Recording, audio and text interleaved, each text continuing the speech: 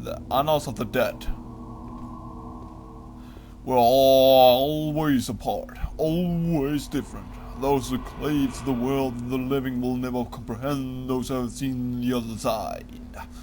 Though war forms a purge of lusts and needs, we have no lust or thirst for wisdom, for knowledge, for instruction. It was this desire to comprehend the entirety of Asha's creation that led Belker to the enlightenment of her true form. The three-faced goddess who holds us all in her many hands.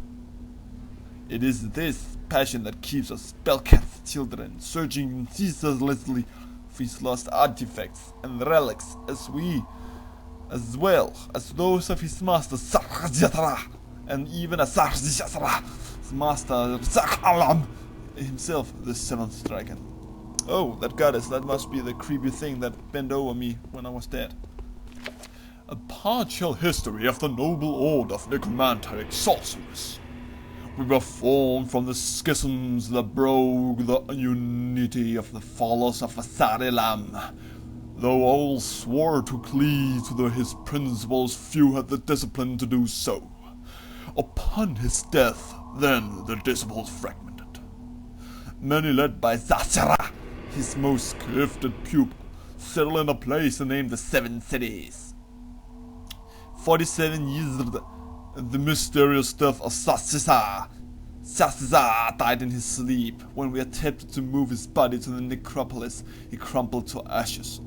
461 years after the discovery of necromancy, Belket, wizards of the many who claimed to follow Sasisa, uncovered wonders previously hidden in the teaching of Sasisa. He showed to a loyal few the path of necromancy. 461 to 660 years after the rise of necromancers. And so it was for a period of time that our presence blossomed and we became a powerful force in the Seven Cities. 751 to 770 years the treachery. The wizard grew jealous of the power we wielded. In their ignorance they tried to cast us off. But we did not bow lightly, and blood Sybil was flowed. I was not done yet. Towers were cast down, armies of our loyal ones smashed, and sheets of flame scoured the land. The realm of the wizard was no more, and the survivors fled to set up an empire, a pale imitation of what once was. We found our own solace in a land called Harash, building cities and workshops to rival even those of the Seven Cities that stood no more. Since that day our hatred of the wizards knows no bounds. We shall return one day to bend them to the way of the spider goddess. I suppose that's why they hate us. That's why they want to kill us. Oh, a new book. Ready for one more? I think one more, children. One more for today should be enough. Portishas incantations for the studious mage. The wise and peasant magus, whether his magic be light or dark, attuned to the living or the dead, comes from two sources. The beneficence of the dragons, who grant life to all who dwell in the world, and his own will, which takes which has been given unto us, and gives it form, purpose, and power. By training his will, the appropriately gifted magician can use that power, directing it to do his will in innumerable shapes and visages.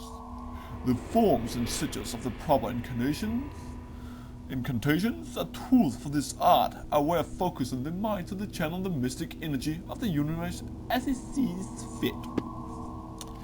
Well, children, that was enough storytelling for today. A recent study of Ashan fauna gave us an extreme account of the creature's weaknesses. For instance, while most of the basic creatures like spiders are very vulnerable to fire and will avoid creatures with a demonic taint like the orcs or the goblins are naturally more resistant to fire. They are, however, as vulnerable to lightning as anyone else. Undead are a different matter. Having no concept of fear or injury, they are difficult to defeat. However, a fortunate adventurer may find a blessed weapon crafted from the very substance of dragons that do great damage to these creatures.